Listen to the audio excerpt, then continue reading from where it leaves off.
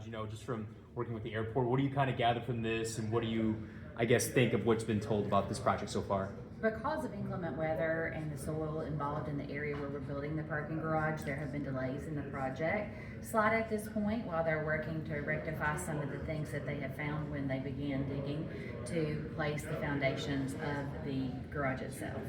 So the airport is working along with our designers and engineers, as well as the construction company that is working on the project, to come up with a solution that will best fit the situation. And I know they had said it's more so weeks rather than months to figure out that solution. Does that put you at ease a little bit more that it is not a longer time frame? It does. The fact that we're looking at this and it's such a priority to move forward, we're looking at a slight delay by months, not necessarily a long-term situation. So they're looking at all the opportunities that we have available to us and determining what's the best to make sure that we complete a garage that is safe and accessible to the public. How has the relationship been with, McGhee Tyson and the developer construction group kind of doing this project together? It's been amazing. This has been an opportunity for us to work with great people who work in the industry and aviation, who have tons of experience working on projects similar to this, as well as other airport projects. And they bring a lot to the table when it comes to how to design something and how to best implement that in our area.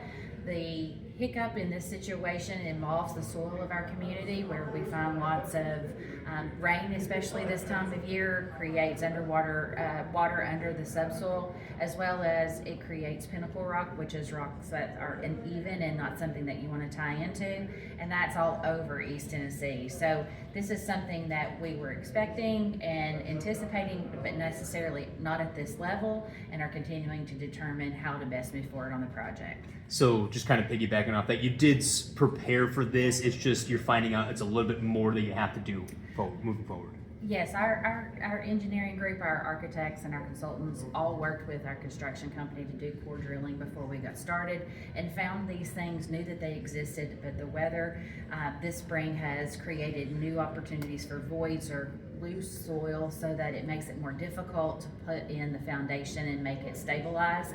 So in that process, they are working to find solutions to meet the need of what the existing soil and area require. And so it sounds like everything will be more so complete in 2027 at some point.